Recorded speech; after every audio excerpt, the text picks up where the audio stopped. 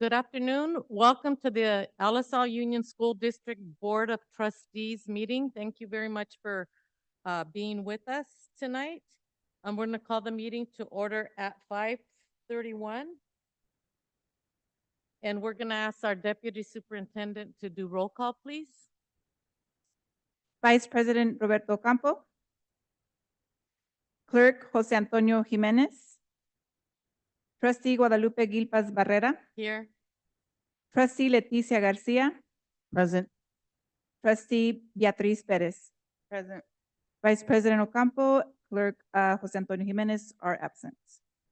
Thank you. Moving on to opening item C, the Pledge of Allegiance. Who will be doing that tonight, Mrs. Anzo?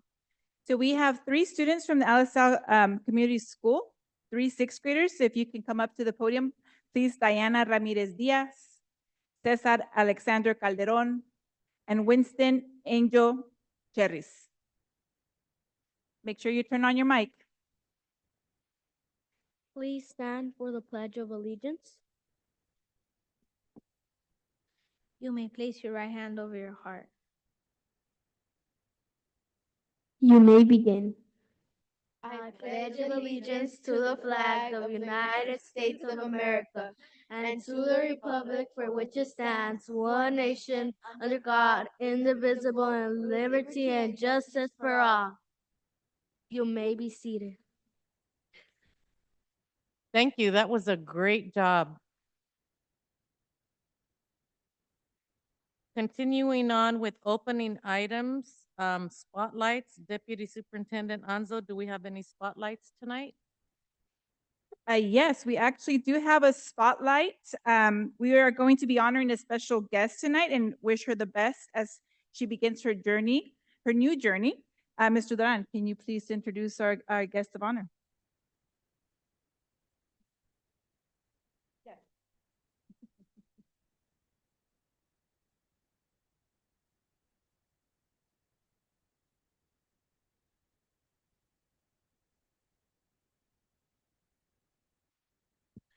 Good afternoon, Board President, board members, cabinet, colleagues, and community members. It is my pleasure to spotlight Belia Garcia on her retirement, and if I may please ask her to join me at the podium.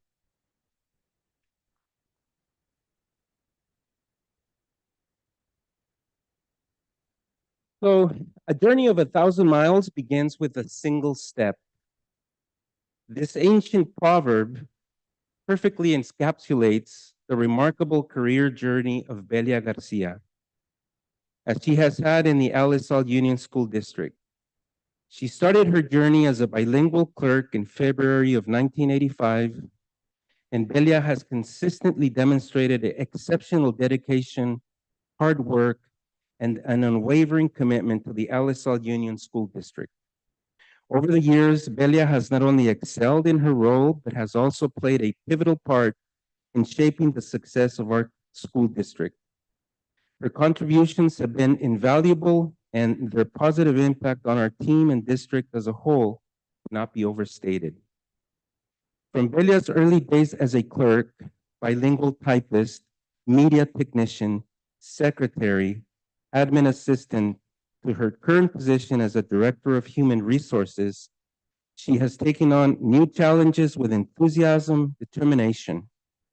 Her journey is the embodiment of Alisal strong and cultivated in Alisal. Did I miss anything, Belia? Did I? Yeah. Yeah, as Belia embarks on this new chapter of her life, we want to express our sincere gratitude for her years of service. Her dedication, hard work, and positive attitude have been an inspiration to us all. We wish her all the best in her retirement and hope that she will continue to enjoy a long and fulfilling life. Congratulations, Belia.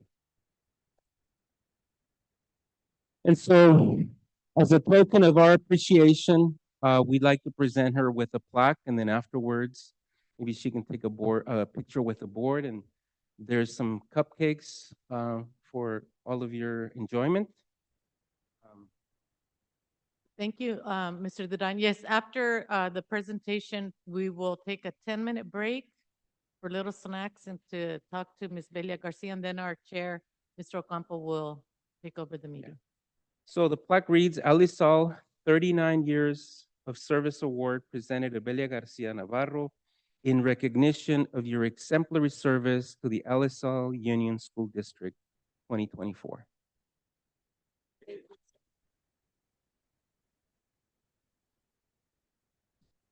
My goodness, where did 39 years go? I mean, it just seems like it was yesterday that I walked into the district office for the very first time. And it's never really felt like work to me. And I guess that's how it is when you love what you do. This is not a goodbye because I'm very much a part of this community. My kids were part of the Alice South District. And, we've been through a long journey together. We've experienced many challenges and many successes. And I want to reassure you that I'm here, I'm not gone. And, when I walk away with all of you in my heart because, we each have a relationship apart from the work we do. So, again, it's not a goodbye for me because I am, still very much a part of Alisal School District. And I like to think that, in a very small way that, I was able to impact and influence, the work for students here at the Alisal. And I look forward to hearing a lot more great things from this district.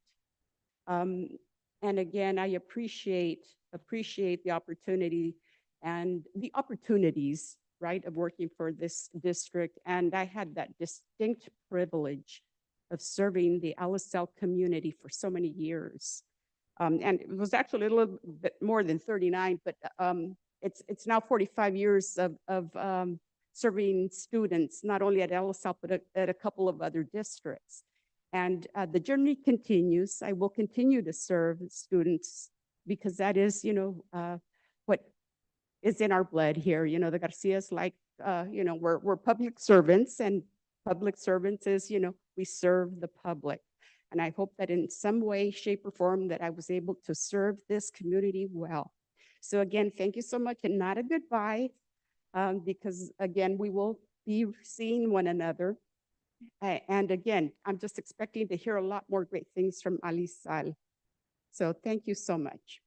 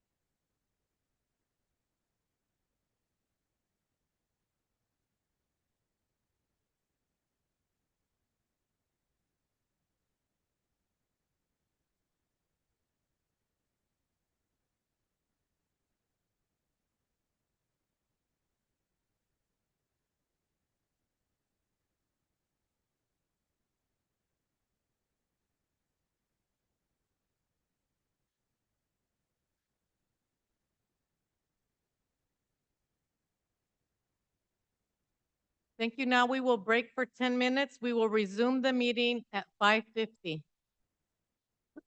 Right?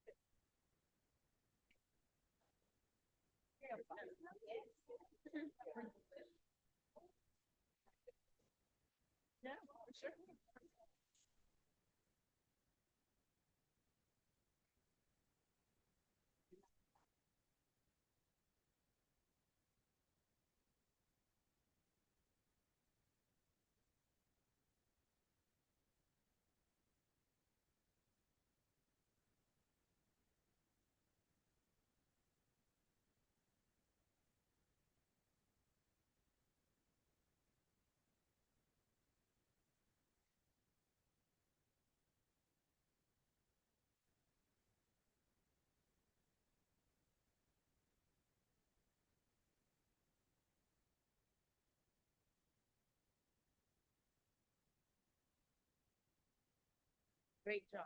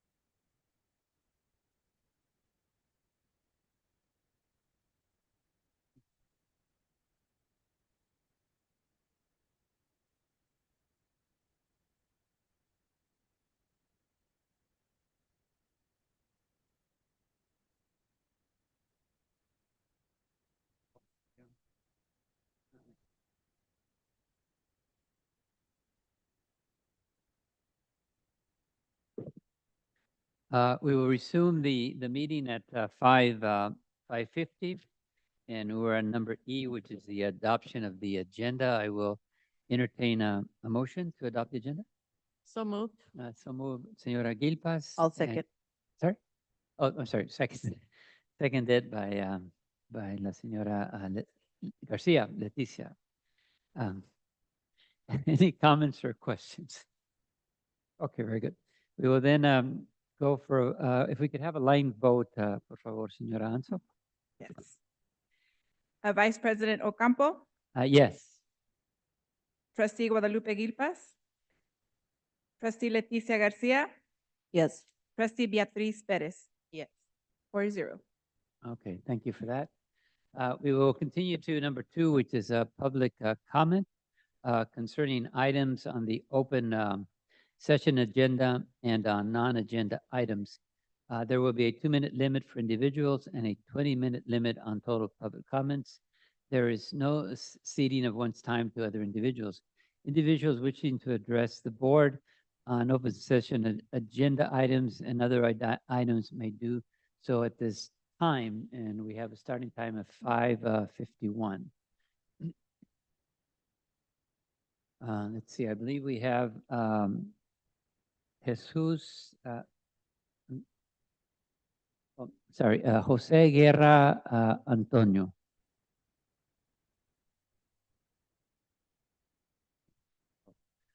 I guess Jose Guerra will go first. Well, we also have Antonio Robleda. I don't know if you, probably together maybe. If you want to come up, please.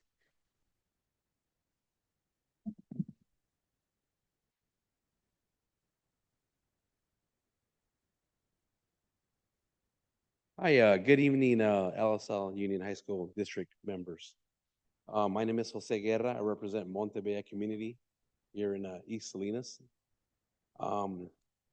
We have a couple concerns with the park still at the Montebella Park, where we have the people that are allowed to play at the park that don't abide by the rules and don't pick up after themselves.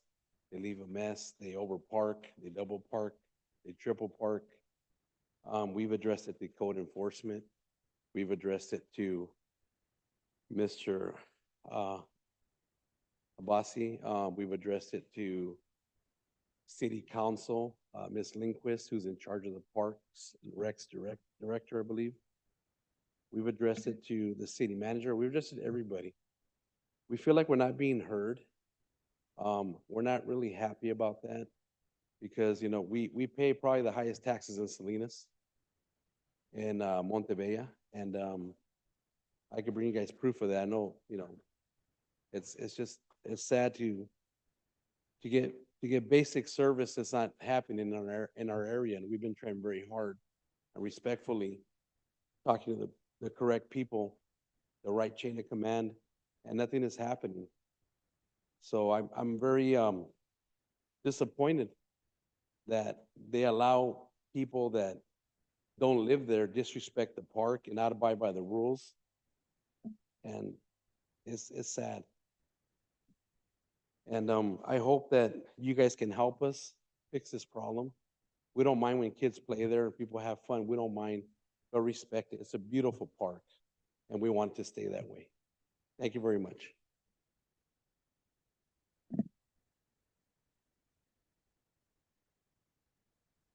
Yeah, my name is, so I'm just going to read a letter that we addressed to the board. It says, in September of 2022, the Montebella Neighborhood Watch community and its residents came to a consensus with Mr. Abbasi and the Alaska South School District. The agreement was to respect the Montebella community and residents.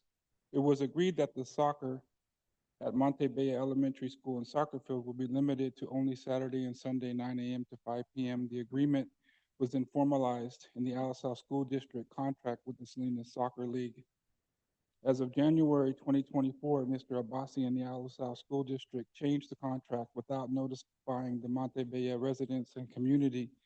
The new contract approved by Mr. Abbasi was made with the Monterey Soccer League. This contract now allows for soccer to be played at Montebella School and Park Monday through Sunday, 7 days a week, 8 a.m. to 8 p.m., and many times even after 8 p.m. On the 13th of August, 2024, during the Montebella Town Hall meeting, we asked Mr. Abasi to allow for input from the Montebella community when writing next year's contract. His response to the Montebella community, the city hall members, and the community in attendance was that he would not inform us of any upcoming contract that may impact Montebella community. He publicly informed us that he did not need to take into consideration any of the concerns of our community.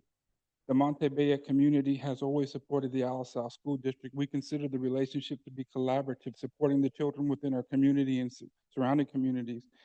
Mr. Abbasi's response demonstrates a complete lack of the values of collaboration, respect, and transparency. His response lacks compassion and empathy for the people that are negatively impacted by his actions and his decisions. We have protested over the last 2 years with the city members, with Alisal School District members, and we're not going to go into detail now because we want to focus. May I finish? Yeah, I think that's the time. If we can continue with the next speaker, please. I would just like to say one thing is that the attitude and the communication that we're receiving from Mr. Abbasi lacks compassion, it lacks empathy, it's disrespectful to our community and to your school district. Thank you. Can we leave you a copy? Yes, of course. Yes, yes, please.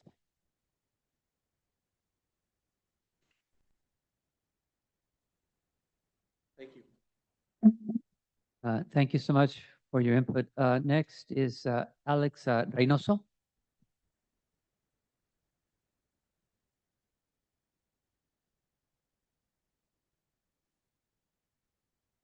Good evening, Alisal community, board president, board members, cabinet members. My name is Alex Reynoso, and I'm the principal architect within Studio Architecture. We're a district architect for various projects on your school sites. Really, I just wanted to stop by to say hello on behalf of myself and our team here in Salinas, and to thank you more than anything for trusting us, our firm, for the past 10 years. This year is our first decade in business, and we're very fortunate to have great clients and partners in the community. So we just want to say hi. Our team is fortunate to work where we live, so we have immense gratitude for that, and we're very lucky to be form part of the Alisal Community School District. So at any rate, just basically thank you. We look forward for many more years of service to this district and to our community. So thank you very much. Thank you, Mr. Reynoso. We will continue with, sorry, we will now need to close the comment session at 5:58. And we will continue with association comments. Let's see, we have the Alisal Teachers Association. Good evening, Vice President Ocampo and board members in the cabinet. So Jaime Pastoriza representing the Executive Board of ATA. So tonight we have no comments. Thank you. Good night. Gracias, thank you. We'll continue with the California School Employees Association.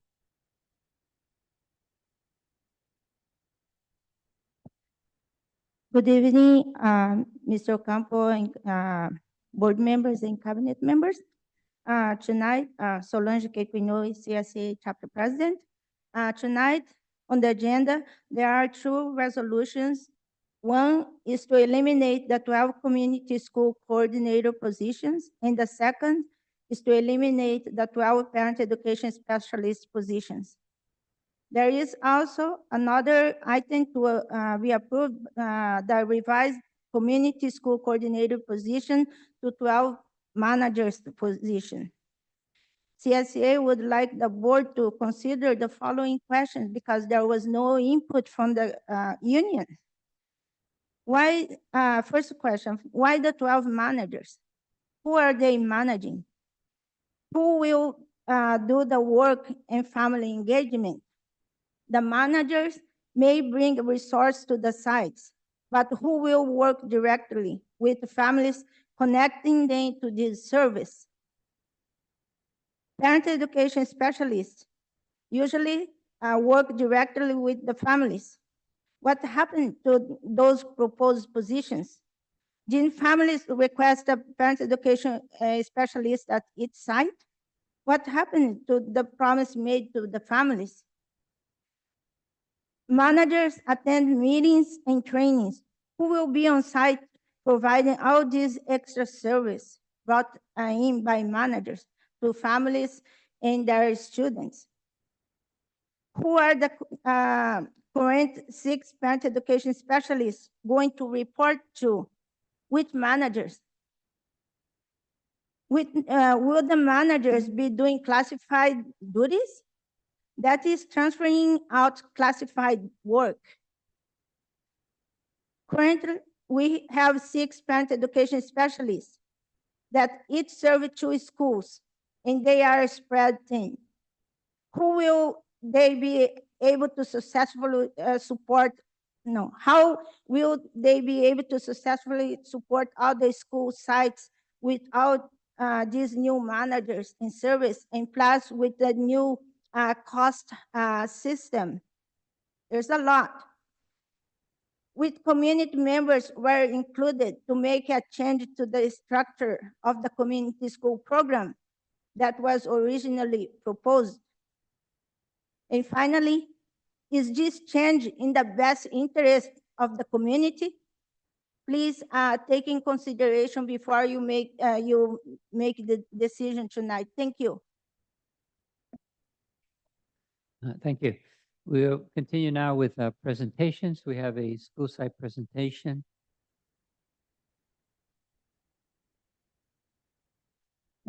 Yes, anybody from the substitute teachers union? Okay. We will then move on with presentations. School site presentation, Principal Maria Lepe, Alisal Community School.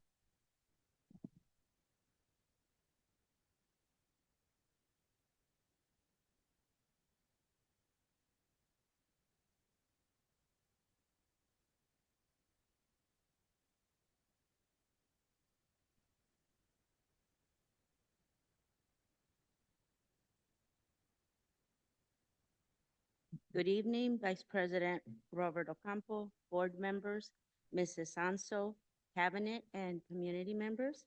I am Maria Lepe, school principal of Alisal Community School. Thank you for giving me the opportunity to highlight my school. Good afternoon, buenas tardes.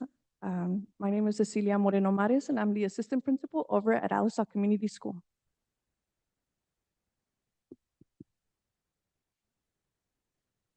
And we invited here today a key member of our team, my instructional coach, Ms. Serrano, here present. So I would like to acknowledge her support and dedication to our school. So today, you will get an insight into how we continue working towards closing the achievement gap by improving Tier 1 instruction and addressing all the grade levels. So this is the demographics here show the students that we serve. These are the students similar to the rest of the school district. They represent, we have 66% English learners. This year we have 119 migrant students at this time currently. And we have, I would like to emphasize, 95.3% free and reduced meals. In addition, we have 149 homeless students, and this is very representative of our district.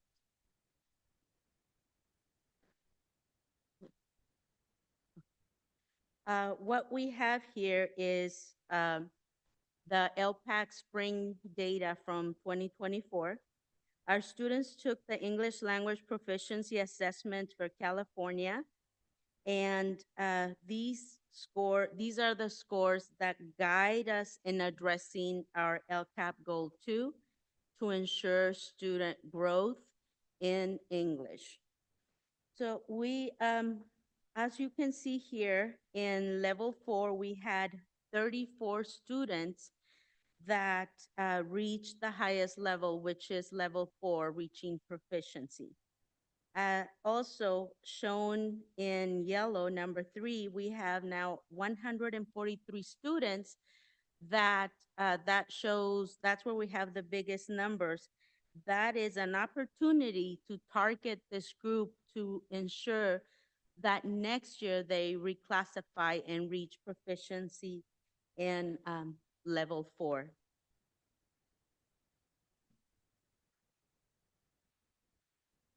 Now what we have here is our story, the story of our students. This is how LSL community results measure against our district through the SBAC results. Here shown are the results. We started the start in 2019 prior to COVID. We had reached, LSL community had reached about 50% proficient in ELA and 35, excuse me, 37% proficient in math. Needless to say, after we took the our students took the assessment again in 2022, our scores went down. But as you can see throughout the years, we continue to grow and to close the achievement gap. Maybe not as fast as we wish we could, but we are working all together as a team to ensure that our students learn and surpass where we were back in 2019. Our team has accepted the challenge, and as I said, we are all working together to ensure that this happens. What you see here are the results of last year's diagnostic, the end of the year 23-24, for iReady. iReady is a supplemental reading and math computer program that addresses foundational skills and Common Core standards. Teachers consistently monitor data, not only the ones provided by the diagnostic, but also the data that they receive when they assign lessons based on standards. This diagnostic, the results that you see here are given 3 times a day, 3 times a year. Currently, our students are in the process of completing the assessment for the beginning of the year. So at this time, we have the results from last year. And as you can see here, the blue arrows indicate the greatest change. For example, there has been a significant decrease in the number of students that had 2 grade levels below, and an increase of 77 number of students in early on grade level. So this indicates our students are learning. We have less in the red, and as you progress towards the green, we have more students. For example, in early on, the first diagnostic result in reading, we had 43 students early on grade level, and by the end of the year, we had 120 students early on grade level. For the iReady Math results, we can see also a change that the blue arrow indicates again where we see the greatest change. 2 grade levels below decreased by 76, and 1 grade level below increased to 285. So that means that the students that were in the red, the number decreased, and they're moving up either one grade level early on or mid grade level. This number of students reaching proficiency, our goal is that it continues to increase.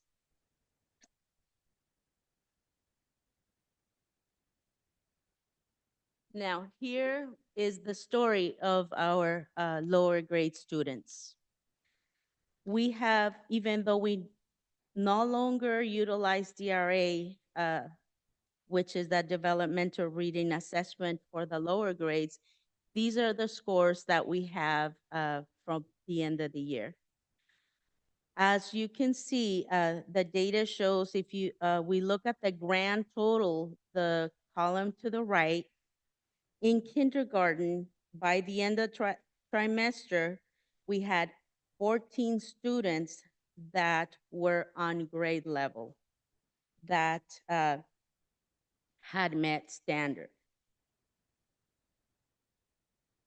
In first grade, the number of students that had met standard went down to 11. In second grade, the number of students that were on grade level were only 10. So this is the picture that DRA showed for our students in the lower grades in K2. And as you can see, the gap began to widen. So we began to ask ourselves, why? What is the root cause of when the students exit kinder, they're nearly met the target, but as they progress down the grades to second grade, they do not meet the target. Every year we provide intervention in third grade and sometimes in fourth grade to ensure that our students continue to close the achievement gap and they do well in SBAC.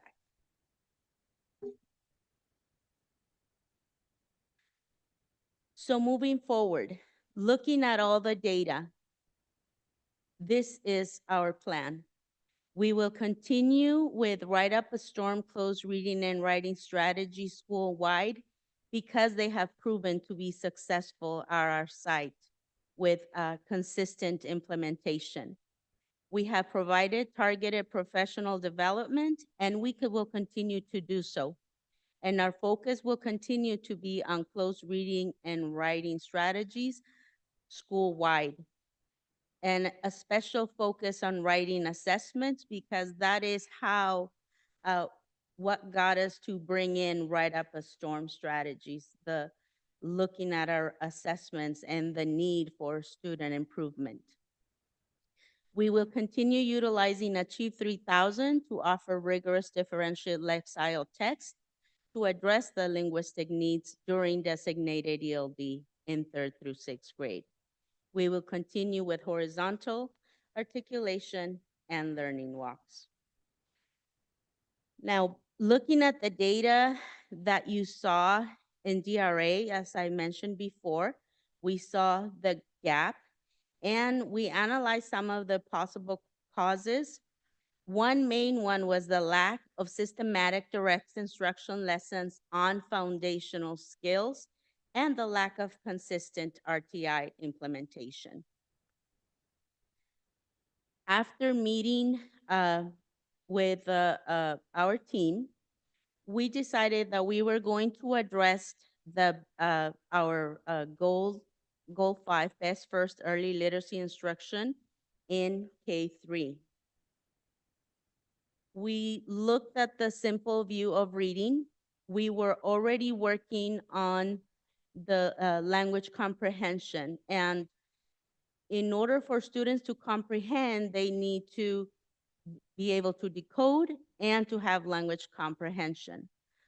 So moving forward, we are now going to address the foundational skills for K-3. I reached out to the district and we were approved to pilot a research-based curriculum in K2. It's called the U-Fly Foundations, and we are going to create a strong collaboration between K-2 and admin and support staff working hand in hand with teachers along with an intervention teacher in order to move forward. U-Fly Foundations was created by the University of Florida Literacy Institute, and it provides explicit and systematic direct instruction in order to close the achievement gap in the lower grades. So we're not going to let go of the comprehension, but we must address the decoding. There is an alignment with the 6-step lesson plan presented by the district and with U-Fly, and so it was approved and we will continue to do that. There is a team commitment. We already began with professional development during the summer. We will have one more of makeup PD for teachers that were not able to make it during the summer. We have gathered with our team to provide peer coaching cycles, and we will be collaborating and monitoring student progress. Now, in order for all this to happen, we also must ensure that our students are engaged and that they are coming to school. So in order to do that, we have created our attendance task force where we have the office staff, admin, counselors, all working together, and everyone has a task to ensure that our students are here on a daily basis. Last year, what you see here is our students. We had a percentage of students you see here totally chronically absent. We had 92 students. That was a lot of students. So this year, we're really gonna target attendance to make sure that they come, because if they don't come, they can't learn. And these are some of the incentives that we will be providing utilizing the funds that the district has provided. And so with that comes our celebrating our success for our students. And so when this happens, everything becomes much better within our school site. So we do have our trimester awards on a trimester basis. We have PBIS assemblies and awards that are led by our PBIS team and as well by our counselor and myself. And, we have a celebrator reader successes that we also celebrate for our students, which has been a big thing, and it's customary for our school to be celebrating, as well as every year we have our multiplication challenge for our 3rd through 6th grade students, and they get really excited because with the support of our instructional coach, we create a video and we just get the students involved, and it gets very exciting. So hopefully this year when we do have it, we'll invite the board members to go over and get to see some of these activities that we do. And then moving on, we have building school culture, and that comes with the Spirit Days, the Day of the Child, the PBIS event, assemblies. We've had pumpkin carving contests that we get pumpkins. Last year, we were able to provide pumpkins for each of our students at our school site that were donated by one of our community members. And so we are in hopes that this year it happens as well, as is part of what we do at Alisal. We also have our winter program, literacy night, wellness team, and other. One of the things of how we end up getting to this type of events is getting the feedback from our students as well as from our parents. So I don't know if you noticed, but earlier today we had a couple of parents here, and they're usually pretty involved, and they're like, oh, when are we having this? And so we try to get them involved as much as possible within the things that we're doing, not just the academics, but what's going to bring happiness to our students and our families. So this year, I was very excited. We got backpacks from Taylor Farms, and so they came over, and we got our mascot tiger to be out there for our 1st graders. And so, it just brings that different vibe into our school that is not just, yes, academics is important, but we also have to bring a little bit of the fun into our students and especially our social emotional learning. And for now, I think that's our time is about up. So I'll conclude. And if you have any questions, we're open for them. Thank you, ladies, for the presentation. Are there any questions from the board? Yes, Senora Gilbas. Yes, thank you. And thank you for being so candid about what's going on in your school. It's not easy to come up here and share the meat of how your students are doing academically. So I really appreciate that you did that. When we started having the schools present, the board brought that up because a lot of board members work and can't go out to the school site. So we bring the school site principal here to present, and there's really no guidelines, just to show off your school and what's going on. So sometimes we get schools that come and tell us about, the fun stuff, like Ms. Moreno says, but I really appreciate that you gave us a lot of the meat of how your school is doing academically, which brings me to, I only have two questions. Could you tell me a little bit more about what's happening in second grade?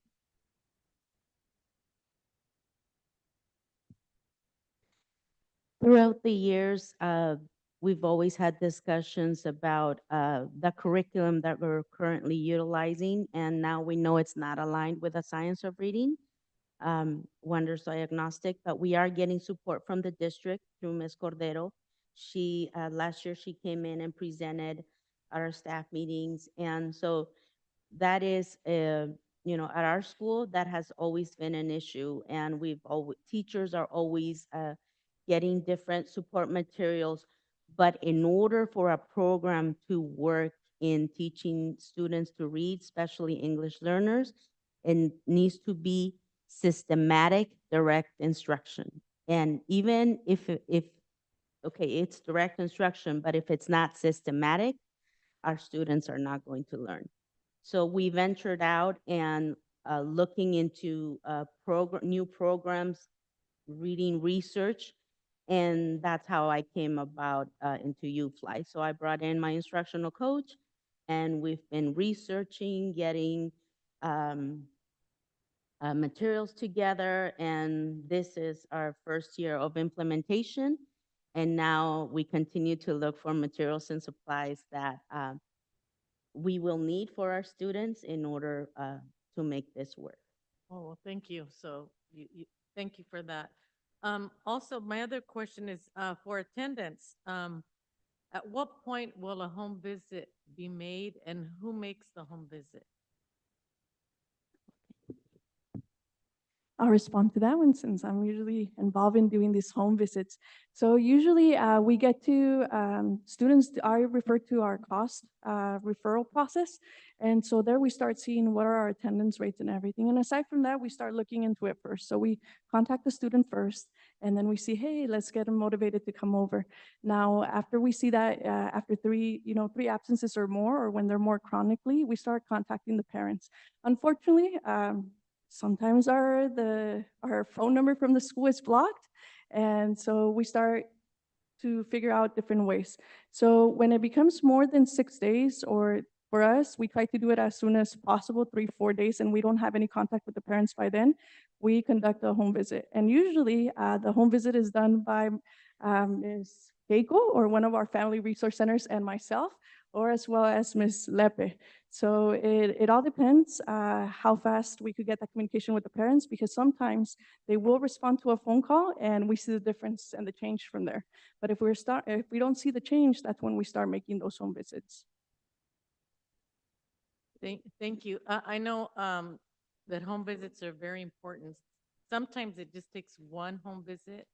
Wow, they came from the school, somebody cares, and that's awesome. But I know that a lot of home visits are made because of the wrong numbers, disconnected numbers. And I think it's always good. And maybe the schools do that. Maybe 2 or 3 times a year, send a form home, tell the parents to please update their information because it's so urgent, especially if there's a health emergency. We need to have the current phone numbers. So I don't know, do you do that or? What we usually do a lot of times, if we cannot reach a parent through the phone, we are connected to Class Dojo. So I get good responses from Class Dojo. Parents are always texting me, messaging me through Class Dojo. So at, at the beginning of the year, we're always encouraging teachers to add us to Class Dojo because we can directly message the parents, and they respond very well to Class Dojo. So that's our other. Then we can bring them in. Then if we have no luck, because sometimes our parents um, might not know how to utilize Class Dojo, or they lose their password, then that's when, okay, we can't get a hold of them or they're not responding to a letter. Let's go, reach out to them and see. That's great. Well, congratulations on your hard work at your school, and thank you for giving us the information. Thank you, Guadalupe. Any other comments from any other board member? Senora Perez? Okay. Okay. Thank you for this comprehensive look into your school and what you're planning on doing to help students achieve success. So I'm wondering if you've ever had a chance to compare the last year's iReady results to your CST data. Have you had a chance to look to see if there's some kind of correlation? Because oftentimes we do get, star reading and star math, and this time you're presenting iReady, and I'm curious to see if there was a correlation, if you noticed it, or if you haven't gone there yet, or were you planning on doing that? When we went last year at the end of the year, I looked at the SBAC data and at the iReady data to see if there was a one-to-one correlation. There isn't a one-to-one, the percentages don't match, but we do see that if a student does well in iReady, they will do most likely well in SBAC. That's what the percentages don't match, but in general, if a student is doing well in iReady, they will most likely do well in the SBAC, especially the students that are on the green and iReady and some of the yellow, they do well. There is a report on iReady that actually that you pull it and it gives you the percentages. But as I said, they don't. It's not a one-to-one correspondence, but it is. It does give a very good picture of where our students are at. If we know a student, for example, is 2 grade levels below, we know that they need intervention. And when you give them, because if you give them a universal screener, that will tell you, okay, they're low, they need assistance. Where? Well, you need to dig deeper and provide a different assessment to really target the needs. So that is where iReady really, it's an important piece of data to guide us. Thank you. And do you have SEI? Well, what do you have on your campus? The SEI? Do you have any DI classes in your campus? No, we have SEI. All of our classes are SEI.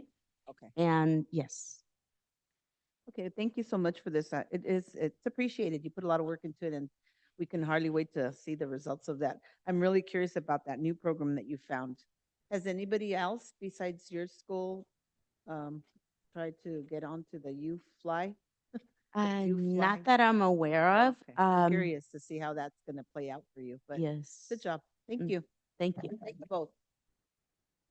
Thank you, members. Just had 2 comments and a question. First, I guess I just would like to say that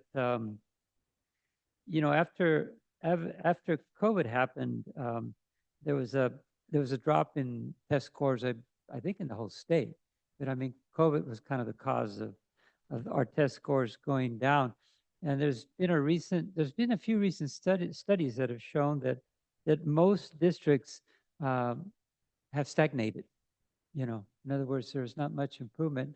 But apparently, from what you're saying, we are not stagnating, and we are growing in our English and our math test results, which is good, because if you look at a lot of districts in the state, what you see is stagnation.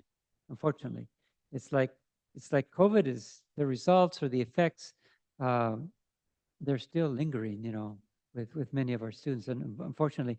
The other thing, I just wanted to congratulate you on your initiative to you know, look up and find that UFly foundation curriculum. You know, sometimes when things aren't working, you have to kind of look around and see if somebody else in some other district or some other place is using a program that's being successful. And it looks like you've done that. So I would like to congratulate you on your initiative on doing that. And as La Señora Leticia said, we will be, you know, anticipating to see what happens with the curriculum, you know, see a report, a follow-up report, and see how that goes. The only question I had was on your Write Up a Storm program. Um, you talked about a writing assessment. What does that look like when you do that?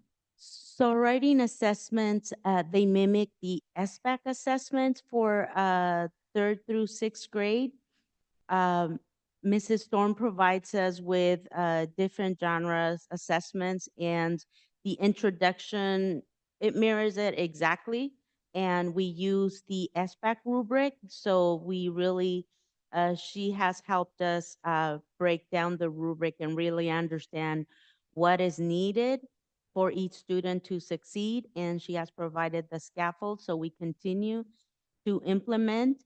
She's not going to be coming back as often as before because our teachers have the tools that they need. We just need to refine them within ourselves.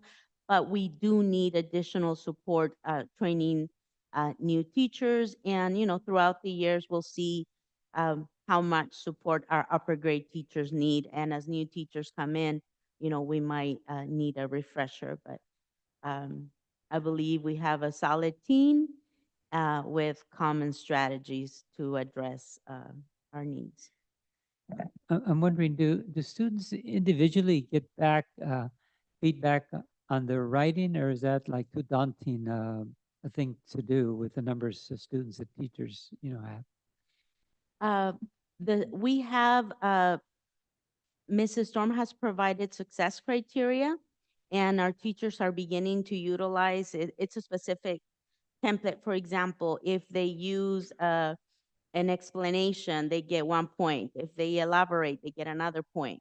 So students specifically know what to write in there. So, but because they are English learners, they continue to need the extra support, and that's where we're working with right now.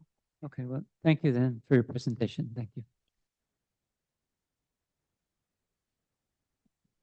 We will then continue with number B, which is Julio Castro, Director of Family and Community Engagement.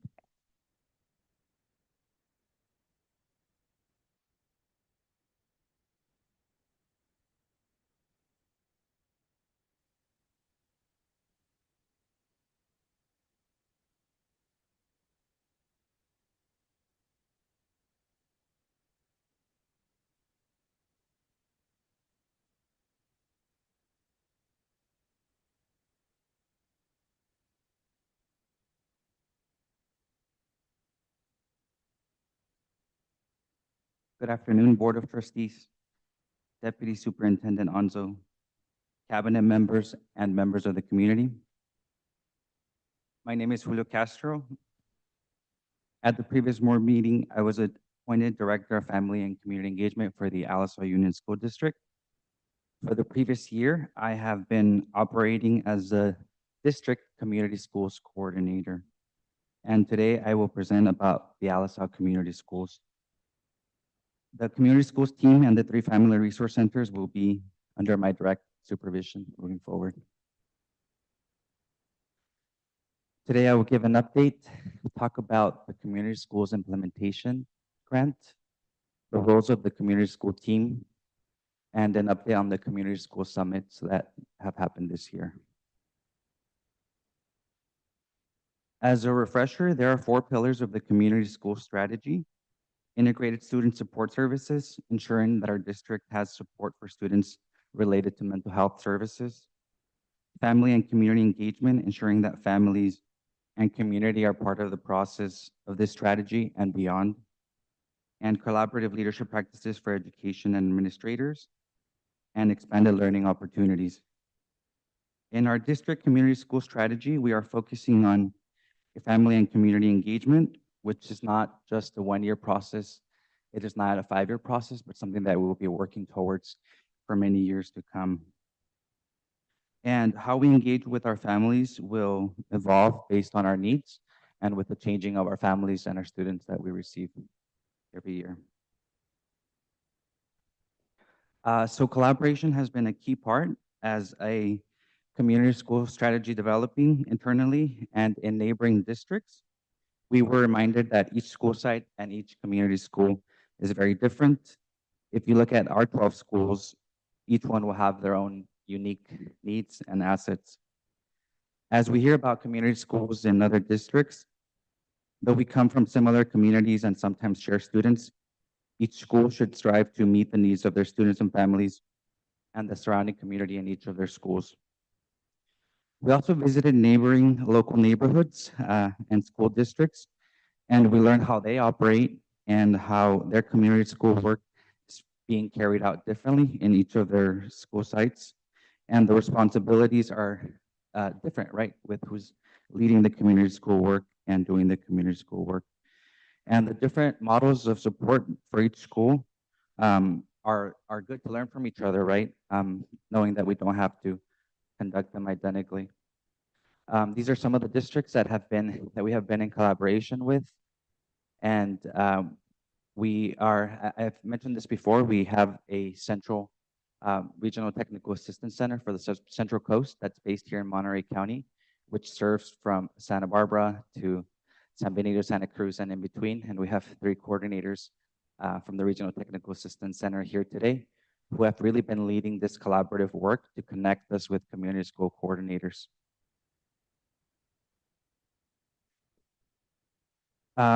In the California world of community schools, we have a modeled, we have districts that have been kind of the lead in models. We have Oakland Unified School District, we have Anaheim Union School District, and Los Angeles County Office of Education. They have been doing community schools for many years, even prior to the community school funds that were released by the state of California. And each of their models is different, right, in how they operate as well. Having Oakland at a distance where we could drive and learn more about their model, we were able to learn quite a lot of them. Luckily, the Regional Technical Assistance Center coordinators had extra space and said, hey, do you want to join us? And definitely have. This is the team walking into Allendale Elementary, and we've also visited Sankofa Elementary and University Promise Academy, which it's a junior high, but it serves 6th, 7th, and 8th grade, and learned about how they have been doing community schools for over a decade, over 15 years at some of the schools. The Oakland Unified School District does have a community school manager in each of their schools, so that's one of their successes. And we plan to continue visiting schools, not just in Oakland, but we hope we can expand to the other districts once we receive the funds. As part of the planning phase, we identified 4 pilot schools with the goal to expand and apply for community schools implementation funds for all 12 schools. We conducted a needs and assets assessment for all 12 schools. This will continue to happen each year once we have the community school team. And these are some of the things that came about from the needs and assets assessment. Parent education, a lot of English classes at the site. We do offer English courses at our family resource centers, but there's a call to expand that. Computer technology literacy, as mentioned in the previous presentation, parents struggle with Class Dojo, right? Something that can come easily to someone who's used to technology. There's a challenge. So that's something that was asked for. Mental health and nutrition education, therapy for families, mental health awareness, and parent support, family groups, and family engagement, right? In the folder that I shared with you, I included a spectrum of community engagement to ownership. And in the second page, there's a spectrum showcasing what are the different ways that we can engage our families, right? Because the engagement doesn't fall on one person or 2 people, 1 position, 2 positions on the centers. It doesn't fall on just community schools. It falls on all of us, right? Every point of contact, every point of interaction is going to be supporting in that engagement, and how we operate with our families, because in that same needs and assets assessment, they shared their intimidation to approach us, right, for concerns that they have about their children. So the community school team really has to make sure that we help break down those barriers, from hosting technology classes to maybe working with our staff, right, to make sure that we are giving the best customer service to our families.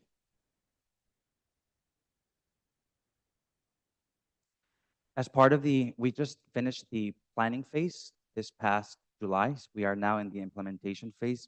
And so we are a district that applied for all 12 of our schools to receive the implementation funds.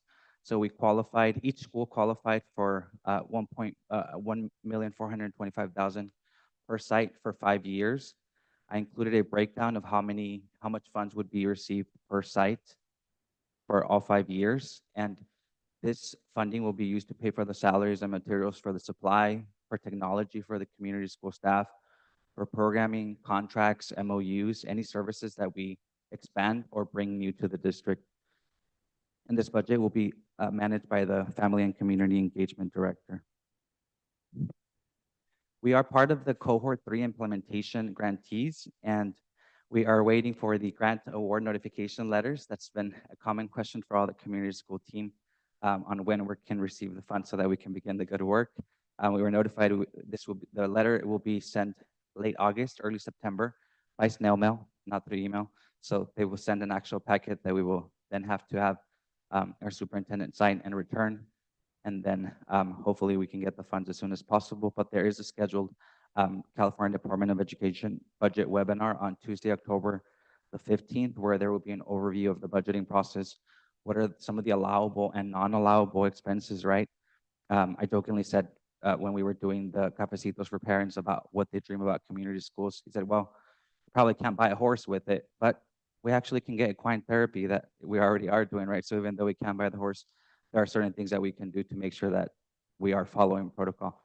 And these regional technical assistance managers are community school coordinators from the Central Coast are really who we go to, right, for any questions that we may have on bouncing off ideas on what we can do and how to work with our budget. The plan right now is to hire community school managers, 12 managers, 1 per school site. This is the ideal model, right? To have 1 person at each school site who is leading the community school work, making sure that the 4 pillars of the community schools are being kept in mind. We will have a community school site steering committee that will be led by each manager at each site. So they will have to be creating that, leading that, guiding that, and using that as a place where the community school work is really going to be discussed. In addition, there will be annual progress reports, activity and expenditure reports to the California Department of Education. Each manager will conduct a progress report and an annual expenditure report in support of the director. And there will be 1 district-wide progress report and 1 district-wide budget report. The community school manager will carry all functions related to the grant management, data collection, evaluation, and reporting requirements. They will conduct data analyses and trend identification to improve the outcomes, do report writing and responses and since we want to make sure that each school is having their own needs met, there's going to be different MOUs, different contracts for each school. So that manager really has to make sure that they are taking the lead for their school site and staying true to their school. And supporting the sustainability plan for community school, right? Because this implementation fund is seed money to make sure that we start the work, but it runs out, right? We have a 5-year timeline, and we want to make sure that we start thinking about sustainability now, not 3 years from now, not 4 years from now, but from the very, very beginning. The community school manager will conduct the plans with all stakeholders. It's going to be led by them, but it's also going to be involving them working with site administration, the teachers, staff, both certificated and classified, our parents and our students and school partners. So I've said this before, when we meet with community school meetings, working with a high school student as a community school coordinator versus working with an elementary student is very different, right? So for us, we need our parents to be their biggest advocate, and we want to help them with that. There's also the possibility of the community school coordinator helping the school site councils, helping create student councils at each school, and them being on site will help them know their students and create that and follow up with them so that we can have the students' opinions. And they will be attending district, school site council, DLAC, and other community school meetings to further engage parents and staff. And so currently, the plan is to expand the services and resources that we have at the 3 family resource centers.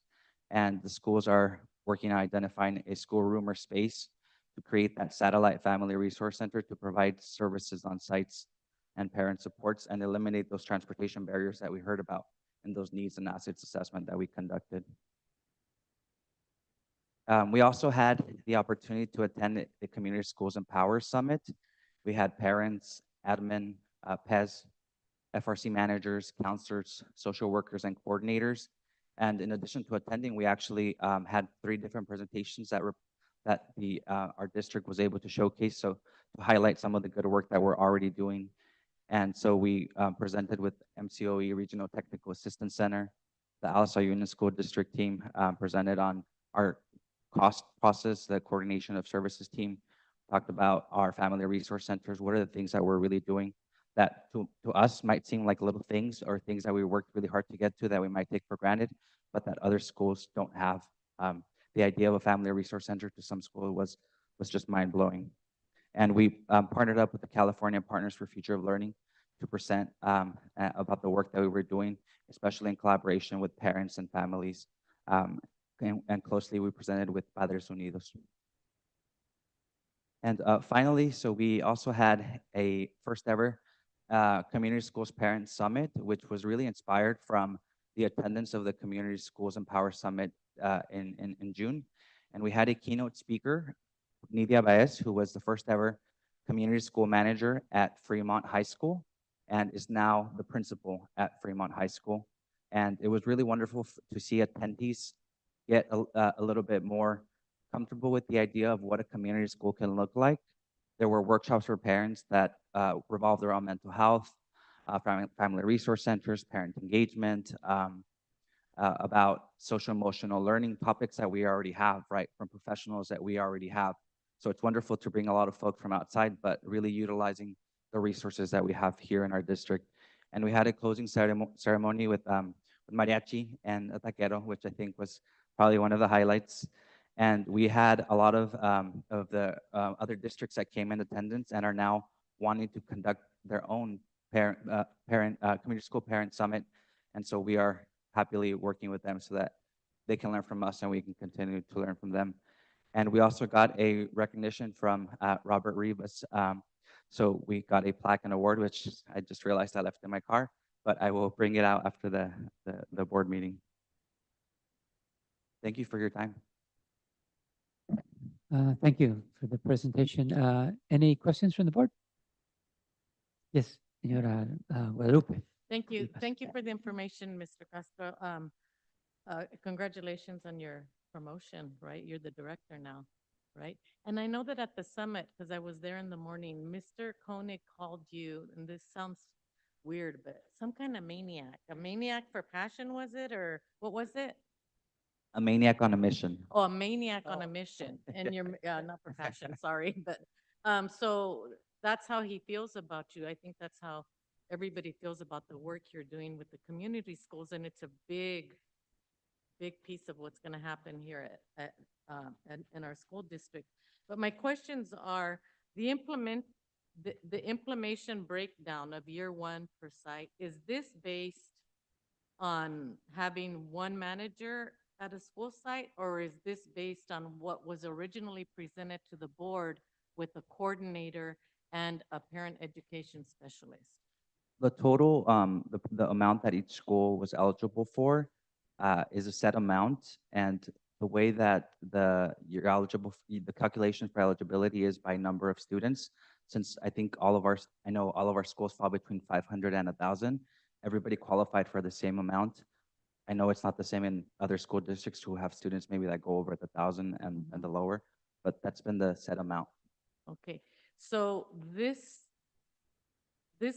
breakdown is with just the manager. This is a total breakdown of what we have funds available for, which will Okay, so include. then it would be up to the district and how and what they use this amount for each school, right? It's not set in stone.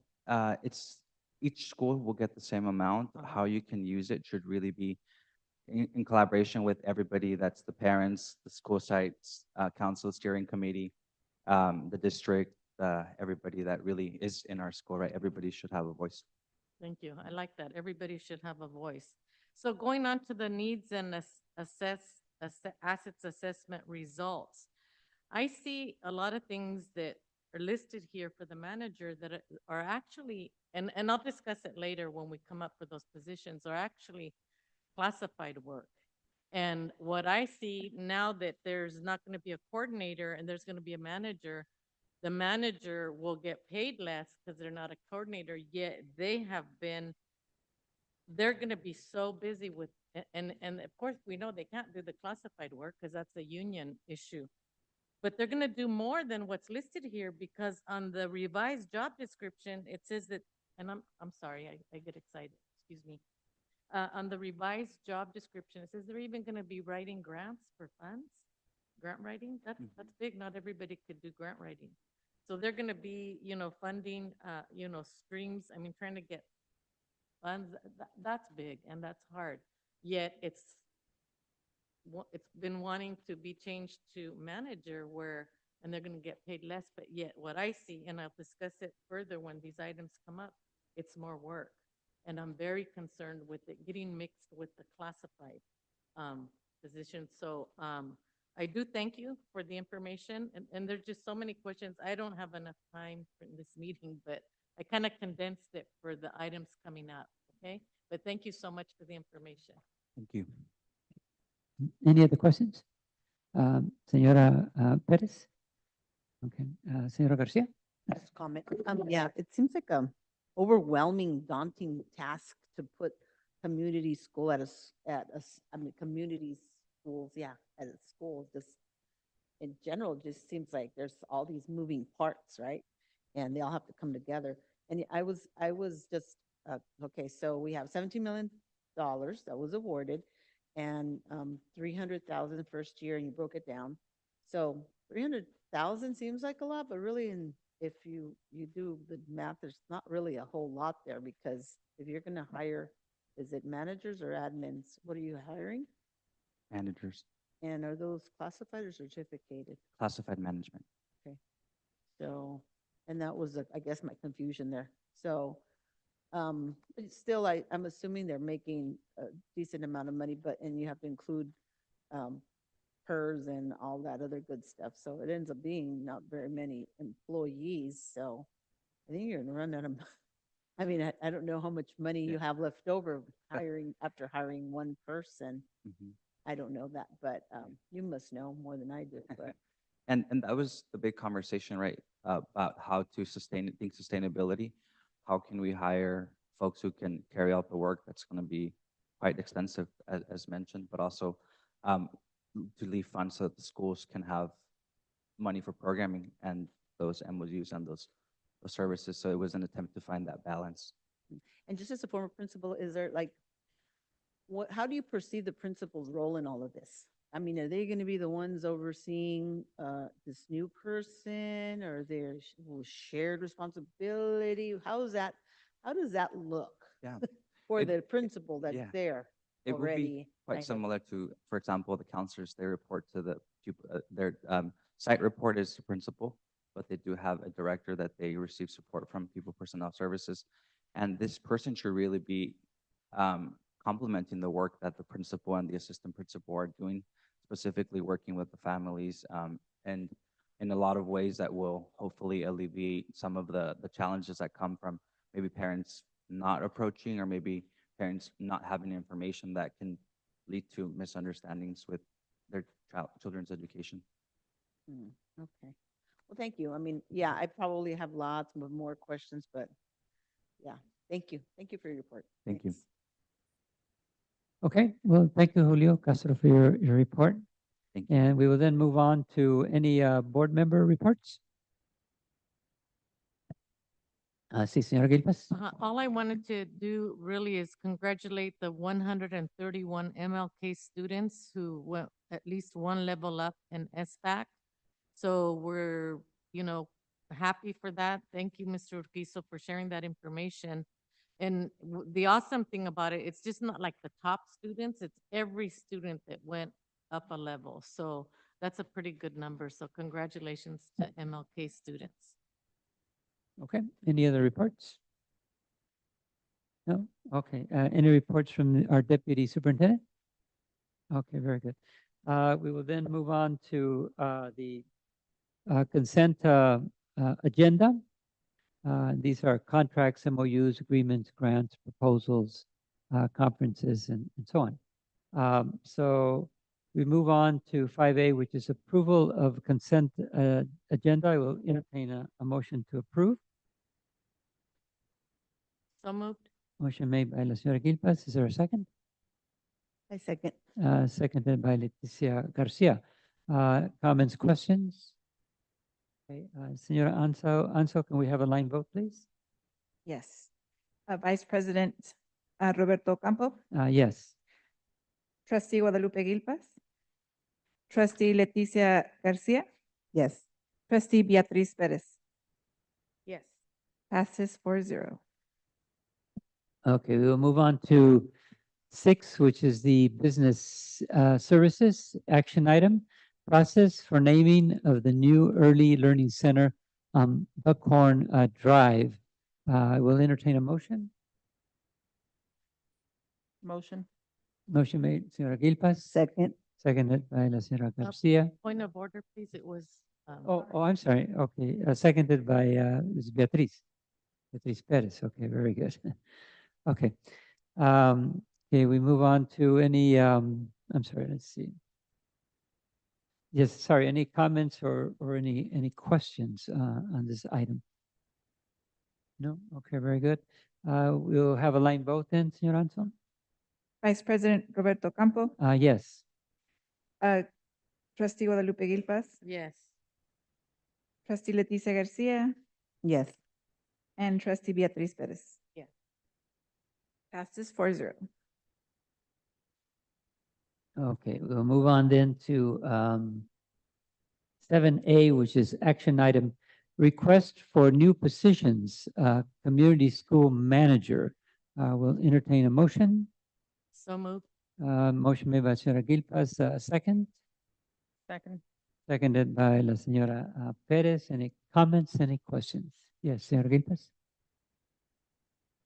I do. I'm really, really concerned with the change that happened. I know I didn't get information on the change from the original plan that was presented to the school board was one coordinator per each school and one parent education specialist for each school. And later on, we're going to talk about those 2 positions, but I feel the same way about all 3. And I am going to refer to my notes because I didn't want to leave anything out. But I know that the National Education Association, as regards to community schools, this is what they say, that the community school initiative is based, ensures that families, students, and community members have a say in deciding what will work best for student success. And I don't think that I didn't get any information. I know Ms. Garcia said that she has a lot of questions. I don't know about the other board members. This is such a big initiative that it's very hard to present it to the community. Then all of a sudden you're changing it for whatever reason. And we have people that have already applied for the positions in-house and from outside to be the parent education specialist and or coordinator. So what are we saying to these people? It's like we say in Spanish, lero, lero, like, okay, no, we're not going to have those positions now. You're not going to be able to promote. But now there's no coordinator, but there's a manager, which the manager is a classified manager that's going to get paid a lot less, but has many more job duties. That's how I see the job description. I don't know. I hope everybody gets to look at it. Because now they have more job duties, but they have not a lower class. Well, I guess it's I don't know how to say it correctly, but their position is not coordinator. And yet we told the community it was going to be a coordinator. We told the parents. The reason I don't think the parents are here is they have another meeting going on somewhere. But I got many calls from parents, from CSEA, about the elimination of the 12 parent education specialists. And the way I understand it, there's no way the coordinator is going to be able to do what both positions were going to do, you know. So anyway, deviating from what was already presented to the board, community, and parents as a plan for the structure of the initiative in the Alisal Union School District is, in my opinion, not a positive kickoff to the implementation of the initiative. To the contrary, now we have before us some strong yet justifiable questions from our own LSL employees, union leaders, community members, and especially parents, and at least one board member, which would be me. I have to only speak for myself. There was excitement in the LSL as well as the broader community when positions for school coordinator and parent education specialists were open. Not only did they open, but people applied for them. They're still waiting. What's going on? Am I able to promote? You know, do their department heads want them to promote or not? Or do they say, no, if my employee gets that job, that's a vacancy in my department. That's not fair to our employees. It really is not fair. And I hope that that's something that I heard that is really not the reason that this is happening. Item C and D is going to talk about these issues, but I'm not going to comment. I'm just going to put them all into this comment. And there's a quote for the reason that they're eliminating the positions. It says, whereas due to lack of work and or lack of funds, certain services now being provided, which are the coordinator and the parent educator by the district, must be reduced for this school year. It says, how can there be lack of work if we haven't started? And how about the funds? We haven't gotten them. Yet they're listed here on the manager. There's no, the work is listed there. So it's not that there's a lack of work. So if the concern is financial, sustainability and responsibility, that's being wise. And I want to thank our superintendent, Mr. Koenig, because he's always mindful of the finances of the district and has always kept us in the black. And I think he's to be congratulated for that. But keeping LSL in the positive state with finances, I think we can maybe do it. Just like Mr. Castro mentioned Nidia Baez, the principal at Fremont in Oakland. She shared when she wrote her proposal to the district, she shared that her school district received current funding from the California Community School Partnership Program, San Francisco Foundation, Kaiser Community Fund, and the federal government community schools in expansion. They received $10 million. Most of the $10 million were spent, and if you read her proposal, you'll see it in there. Most of it was spent on the funding for community school coordinators because that job is so positioned as it was written originally. And I agree with that. So LSL, I believe, can do the same as far as funding the initiative after 5 years. If we run out of money, you know, but if we do a great job, which I believe we will, then we can do the same thing that Fremont School and that principal, Nidia Baez, told the parents, shared with them, shared how important these positions are. So I would support a needs assessment by district staff that would include principals, parents, and other stakeholders. But I do not agree that this decision take place without input from the board unless other board members were able to give input. I know I wasn't. And so I think that we owe it to the community. I think it's in the best interest of our kids that we do not eliminate classified positions or change positions, job descriptions or jobs that people already applied for. It's not fair. It's not fair to our community. We're already in the negative as far as how we're handling this, in my opinion. So I will not be supporting any of it. Sorry, but that's how I feel. Thank you. Okay, thank you for that. I don't know. I don't know if you want to Senora Anso, if you want to state the reasons for going to the community school manager, if you'd like to share that with us, or? I think the biggest reason was to make sure that we had enough funding for the 5 years.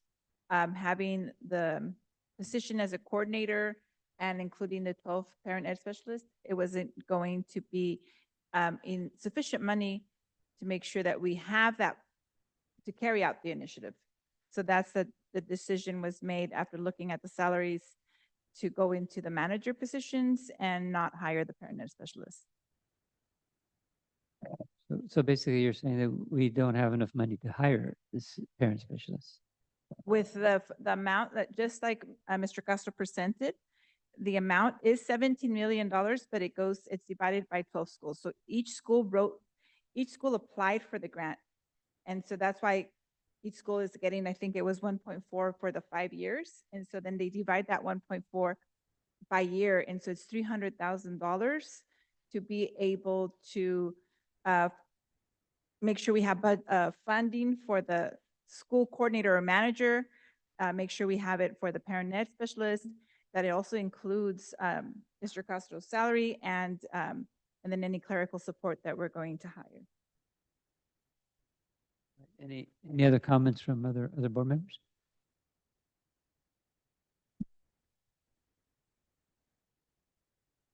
Well, for A, were the request for new positions, school community manager. So if we vote yes, then we are establishing the position of school community manager, I believe, in each school, I believe, is what we're Yes. doing.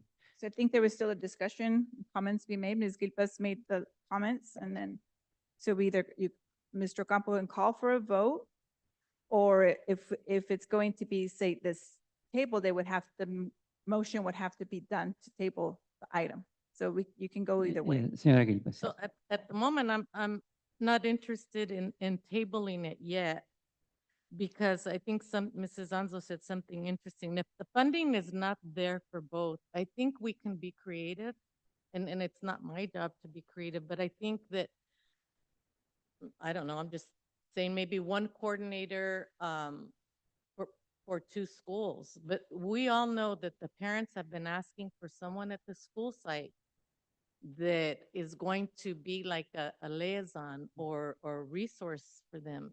And we can't say, well, we have the AFRCs. That's totally different. So this is based on school sites and needs of the school sites.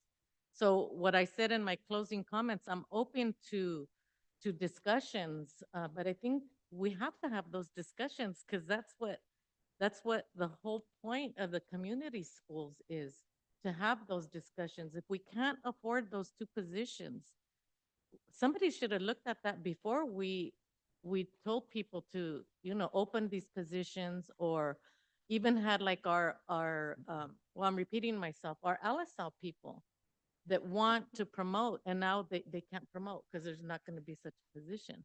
And why are we just cutting the classified positions? That's 12 classified positions for lack of work or funds, and we don't know yet. We don't know if we could do what our summit speaker, our guest speaker that was paid like, I think, $2,000 to speak to us, and she was worth every penny. She was, and she talked about that, and she talked about both positions being critical to this. So my question to you, Mrs. Anzo, so let's say we can't sustain it for 5 years. Can we sustain it for 4 years? I mean, as a discussion, that's kind of like never mind, it's a rhetorical question. Maybe can we sustain it for 4 years and then work on funding? And if we do a great job, which I know we could and will, because parents are very committed, then I don't think we need to make this decision right now. It just does not seem it's the best interest of the district or our kids. Thank you. And I just want to add that when Mr. Castro was presenting, as a director, that's one of the things one of the slides that says, we can't wait for the 5 years to be over. We have to start looking where we're going to sustain this initiative. So I think that's something that, as a director, he already has in mind in the works. Beatriz, I think you had a comment? Yes. Yeah, well, isn't that one of the jobs for the coordinator, to write grants or ask for grants? Yes. right? Yes. So it's possible?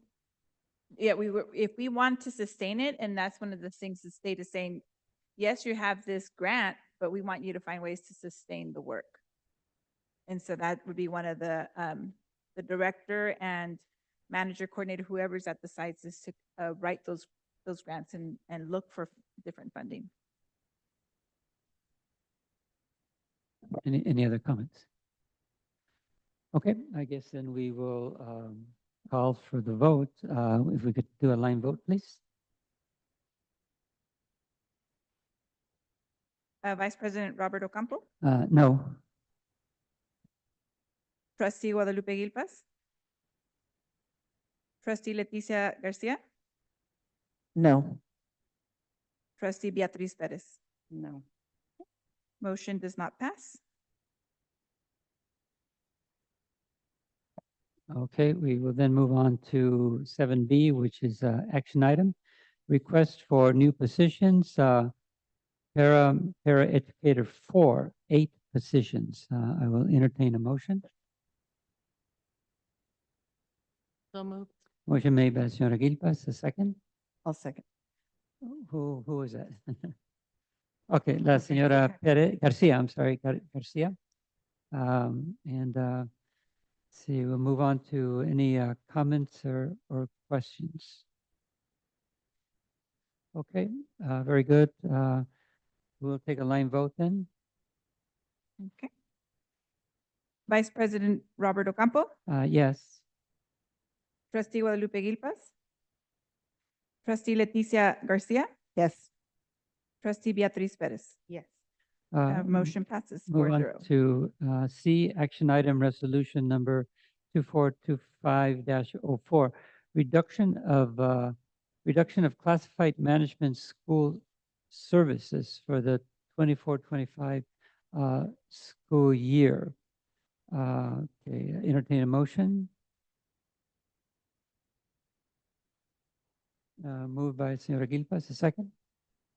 Second. Second by la señora Perez. Any comments or questions? I did have a question. Let's see. So reduction of classified management school services. Could you elaborate on that a little bit, please? So this one, Mr. Duran, I think if this is the site community school coordinator positions that were originally we brought forward to the board to approve in June, I believe. So these are the 12 FTEs that were approved. And so this goes along with item A. May I have a point of order, please? So, Mrs. Anzo, is this action item reduction of classified management, is that correct? Are the coordinators under classified? Yes. So then this could reduction of coordinators, or they're called They're classified? still classified management. Okay, Yes, they're thank under you. the classified management So it's the salary. reduction of the 12 Site coordinators. that, So that we had already approved yes, to have, on that we June, told the community they would get. yes, those Thank are the you. we approved. Okay, very good. Any other comments, questions? Okay, then I think we call for a vote. Okay, so now I need to, okay. Vice President Roberto Campo, Yes. Trustee Guadalupe Gilpas, Trustee Leticia Garcia, No. and Trustee Beatriz Perez. No. Motion does not pass, 3-1. Okay, we move on to action item, resolution number 2425-3, reduction of classified school services for the 24-25 school year. Comments or questions? Motion. Oh, I'm sorry, entertain a motion, yes. Motion. Okay, motion made by la señora Perez, second? I'll second. I'll second. Seconded by la señora Garcia. Any comments or question? And I will also ask for a little clarification of what it means, reduction of classified school services. So these were the 12 parent ed specialists that were asked to be approved by the board back on June 5th to support the the community school services at all schools. Oh, okay, so these are the parent ed specialists. Yes, the 12 classified positions. Okay, so we're asking to reduce those is actually what we're asking to do. Yes. Got it, okay. Point of order, not reduce, eliminate. Oh, we're asking to eliminate those. Okay. All right, very good. Any other comments, questions? Okay, then we will take a vote. Okay. Vice President Robert Ocampo, Let's see. No. Trustee Guadalupe Gilpas, Trustee Leticia Garcia, No. Trustee Beatriz Perez. No. Does not pass. Okay, item E, action item memorandum of understanding, Alice House Teachers Association, ATA, for grant from Montage Health Funds for Monterey County teachers. Entertain a motion. I make motion. Okay, motion made by La Señora Garcia. A second? Second. Was that Beatriz? Okay, very good. Any comments or questions? Okay, no comments or questions.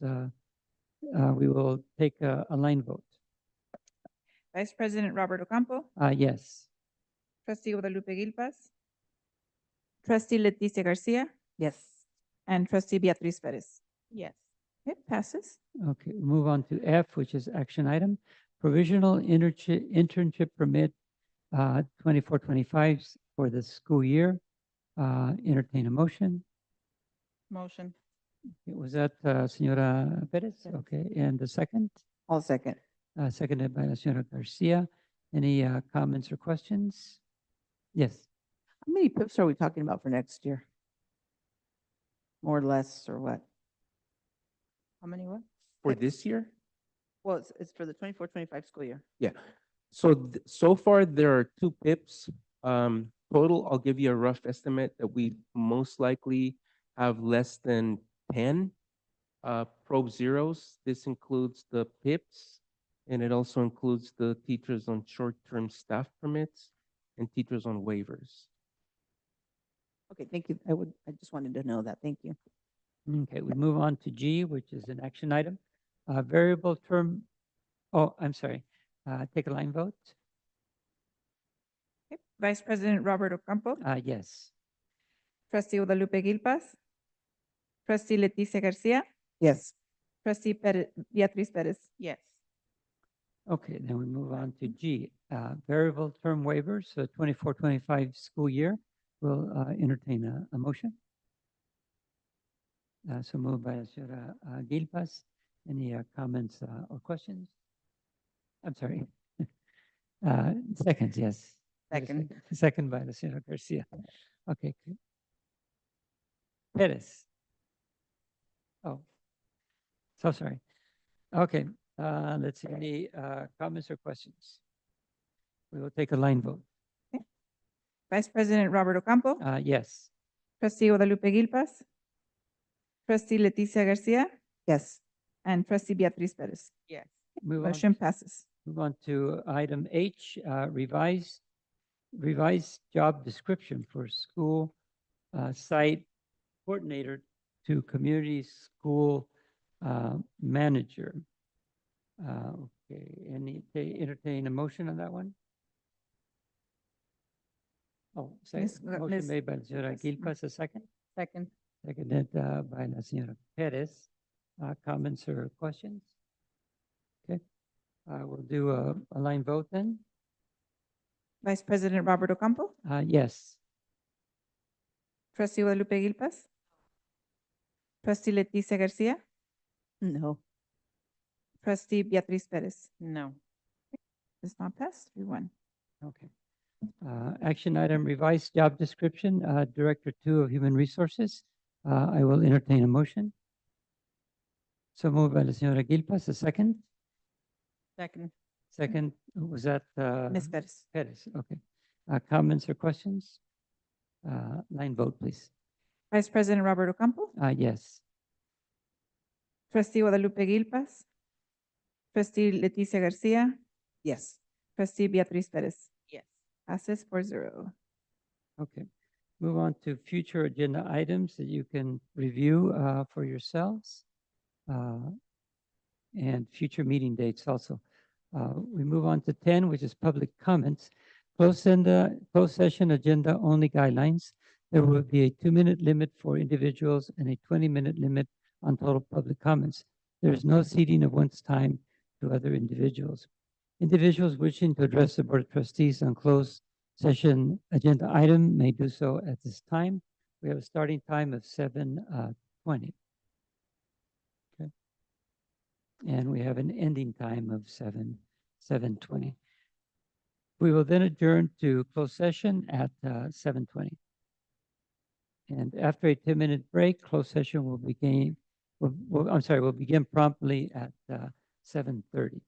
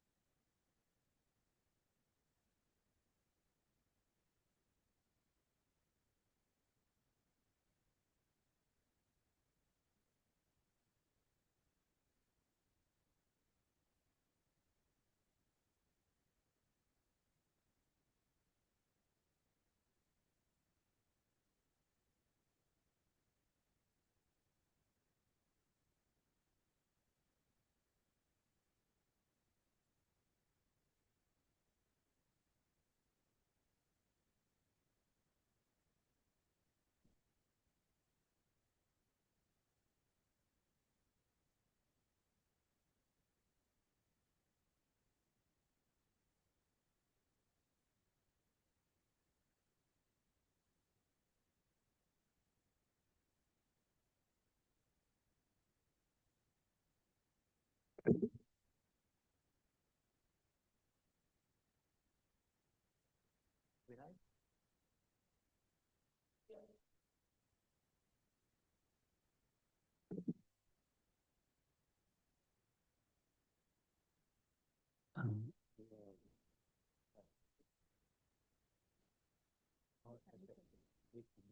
Okay.